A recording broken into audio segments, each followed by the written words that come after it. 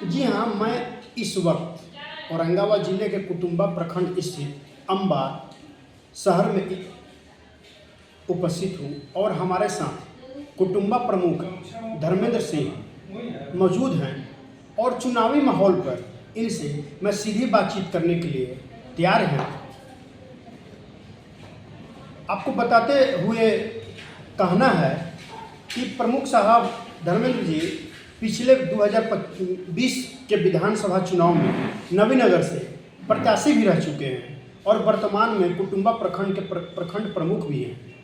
आइए इनसे मैं जानकारी लेता हूं कि क्या इस बार 2025 के विधानसभा चुनाव में मैदान में आने की तैयारी है या नहीं है, इन्हीं के जुबानी से मैं सुनता हूँ।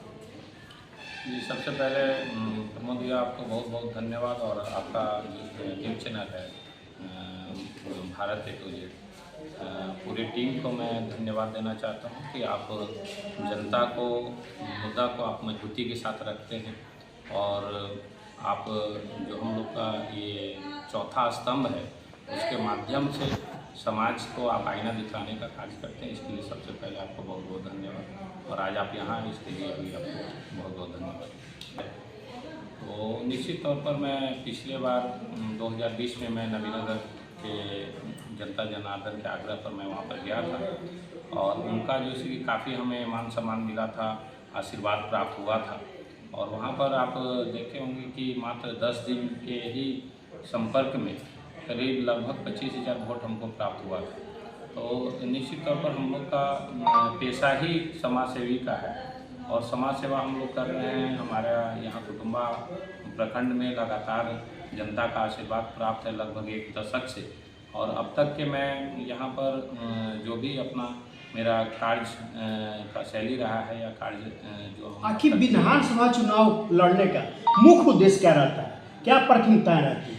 देखिए, अब तक के हम लोग त्रिस्तरीय पंचायती राज के जनप्रतिनिधि यहाँ पर हैं और 1 दशक से हैं, तो बहुत से ऐसा कार्य है जो कि हम लोग इस पद पे रह करके नहीं कर सकते हैं और जो जनता की समस्याएं हैं उसको मजबूती से उठाने के लिए या जनता को न्याय दिलवाने के लिए आपको विधानसभा में जाना होगा, तभी आप दिलवा पाएंगे। और ये जनता का मांग है कि हमें विधानसभा के पद पर आप जो से कि चुनाव लड़ें, जो कि मैं 2020 में भी नवीनगर गया था और इस बार भी अगर मुझे मौका मिला तो निश्चित तौर पर मैं जाना चाहूँगा। किस पार्टी से चुनाव लड़ने की संभावना जताई जा रही है?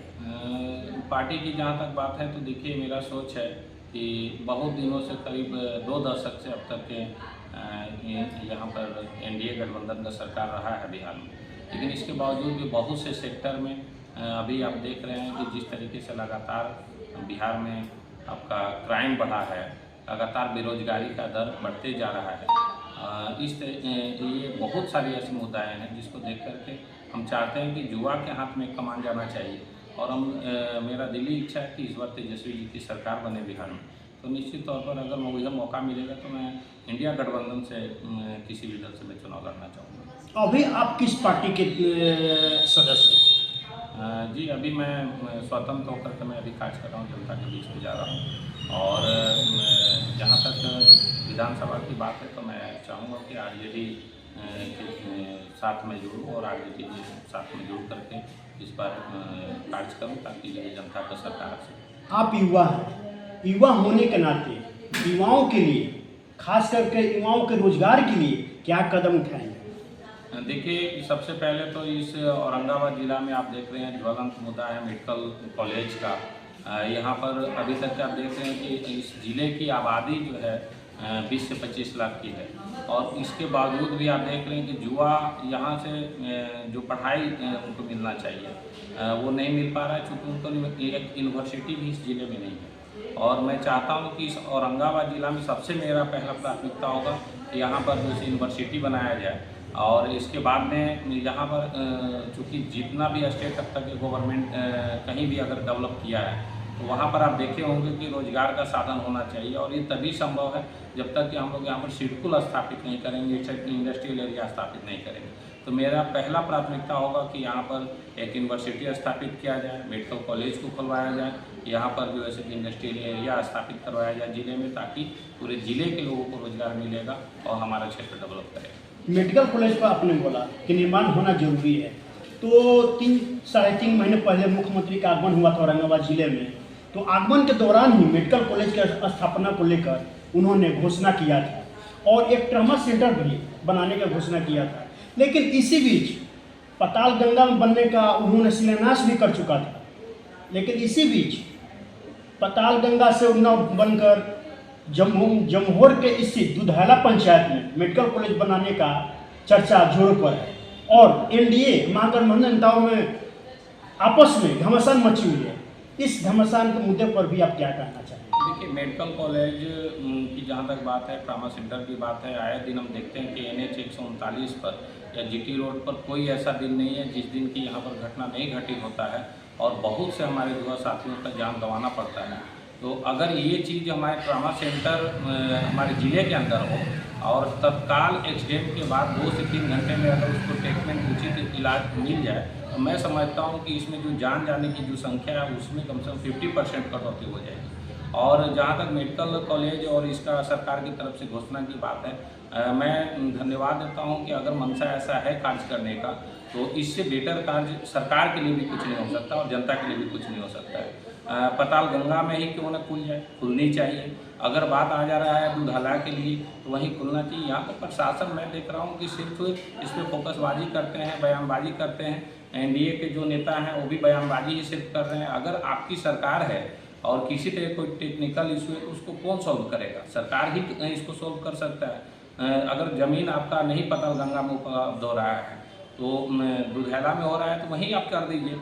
ऐसे अगर ज़्यादा मेरा जो रहा है बेटर तब होता कि जब जिला मुख्यालय से अगर इर्द गिर्द में भी सटा हुआ अगर खुल जाए तो ज़्यादा अच्छा है। लेकिन खुलनी चाहिए और कहीं भी जिला में ये नहीं मतलब रखता है कि कहाँ खुल रहा है, जिला के अंदर एक ट्रामा सेंटर और मेडिकल कॉलेज स्थापित होना चाहिए और इसमें सरकार को एकदम निष्पक्ष तरीके से आगे बढ़ करके इसको तत्काल इसको अंजाम देना चाहिए। आप कुटुंबक प्रखंड प्रमुख 4 टर्म से, तो 4 टर्म के रहते हुए विकास योजनाओं के बारे में अपने पंचायत वासियों को प्रति क्या संदेश देना चाहेंगे? देखिए, हम लोग चूँकि त्रिस्तरीय पंचायती राज के जनप्रतिनिधि हैं और बहुत से मामलों में हम लोग बंधे हुए हैं। सरकार की जो गाइडलाइन होता है उसके तहत हम लोग को कार्य करना होता है और सीमित क्षेत्र में ही हम लोग कार्य करते हैं। इसके बावजूद भी मेरा लगातार प्रयास रहा है कि सर्वांगीण विकास इस प्रखंड में किया जाए और आप देखे होंगे कि इस प्रखंड में काफ़ी विकास हुआ है हर सेक्टर में और उसके लेकर के हमें 2 बार राष्ट्रीय अवार्ड भी इस प्रखंड को प्राप्त हुआ है। अभी नीति आयोग के द्वारा जो आकांक्षी प्रखंड के रूप में चयन किया गया था, जो हम लोग को टास्क दिया गया था कार्य करने का, उसमें भी हमने बेहतर किया है, जिसके बदौलत फिर से एक बार हम लोग को गोल्ड मेडल प्राप्त हुआ है। तो लगातार हम लोग प्रयास करते रहते हैं, खुद में पंचायत समिति का मद हो, ग्राम पंचायत का हो, हम लोग ये देखते हैं कि जनहित में जो योजना है अति आवश्यक उसको हम लोग धरातल में उतारने का कार्य करते हैं। आप भारत के राष्ट्रपति से पुरस्कार भी प्राप्त किए हैं, तो यह पुरस्कार किस योजना के तहत आपको प्राप्त हुआ? लेकिन किसी भी पंचायत में बेहतर कार्य करने के लिए तो एक इकाई हमारा पंचायत समिति है जो कि दीनदयाल उपाध्याय पंचायत सशक्तिकरण पुरस्कार के रूप में हमें प्राप्त हुआ था बेहतर कार्य करने को लेकर के। और ये पूरे देश भर से चयन होते हैं ग्राम पंचायत या पंचायत समिति, तो उसमें हमारा प्रखंड चयन हुआ था और 18-19 और 19-20 में ये 2 बार मुझे राष्ट्रीय अवार्ड प्राप्त हुआ।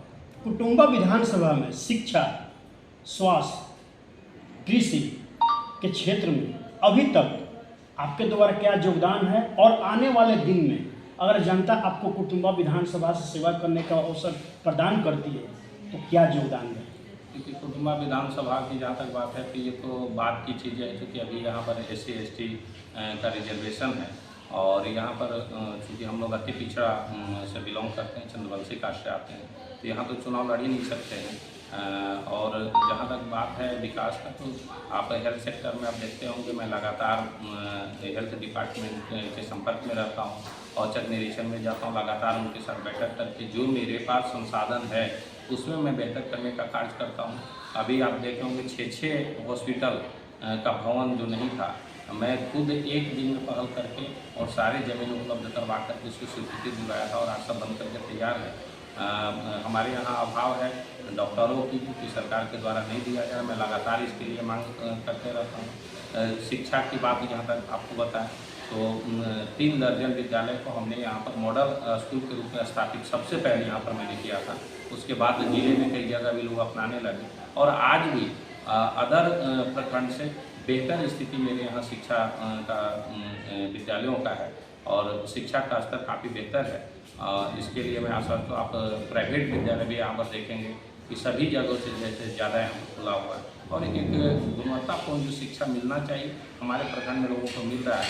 कृषि की जहाँ तक बात आपने उठाया तो कृषि सेक्टर में आप देख रहे हैं कि हमारा इस यहाँ पर कुटुम्बा प्रखंड में सबसे पहले स्ट्रॉबेरी का खेती स्टार्ट किया गया, जो कि बड़े पैमाने पर आज भी किया जाता है। बगल में अमरूद का बागान जैसे कि आपका डुमरी पंचायत में लगाया गया है। इधर कई जगहों पर बैर का प्लांटेशन किया गया है। तो यहाँ पर बहुत अच्छा ऑप्शन भी है और यहाँ के किसान भाई काफ़ी मेहनत करते हैं और इसके बदौलत जैसे कि एक यहाँ पर कृषि के सेक्टर में भी हम लोग बेहतर कर रहे हैं। लेकिन बहुत कुछ और भी किया जाना है जिसके लिए हम लोग प्रयासरत हैं।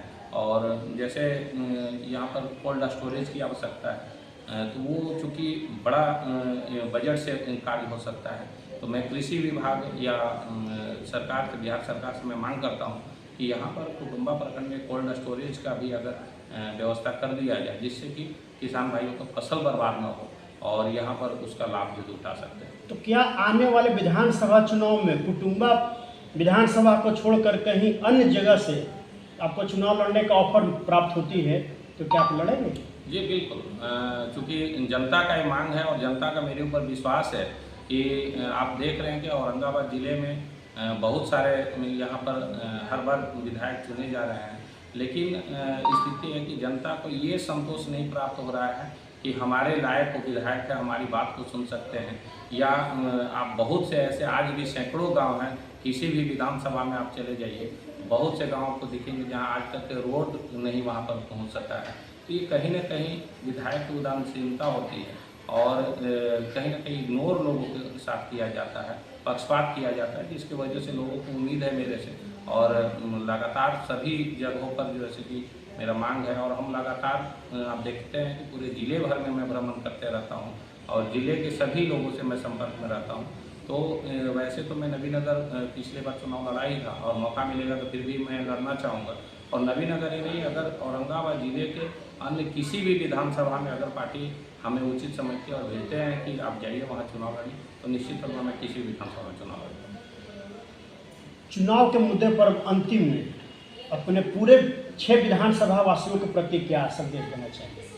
देखिए, मैं एक ही संदेश देना चाहूँगा आपके चैनल के माध्यम से कि ये जो चुनाव है, ये चुनाव कोई जनप्रतिनिधियों का चुनाव नहीं है बल्कि जनता की चुनाव है और तमाम जनता अपने भविष्य के लिए एक मत का प्रयोग करने जाएंगे।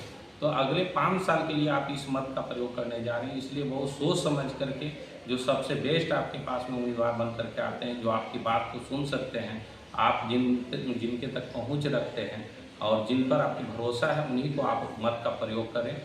किसी बहकावे में आकर के या किसी प्रलोभन में आकर के इस बार आप मत का प्रयोग न करें, बल्कि अपने और अपने बच्चे के भविष्य के लिए आप बहुत गंभीरतापूर्वक विचार करके इस पर मत का प्रयोग करें। चुनावी मुद्दे पर हमारे साथ प्रमुख साहब धर्मेंद्र जी थे, तो हमारे चैनल से जुड़ने के लिए इनको बहुत बहुत धन्यवाद।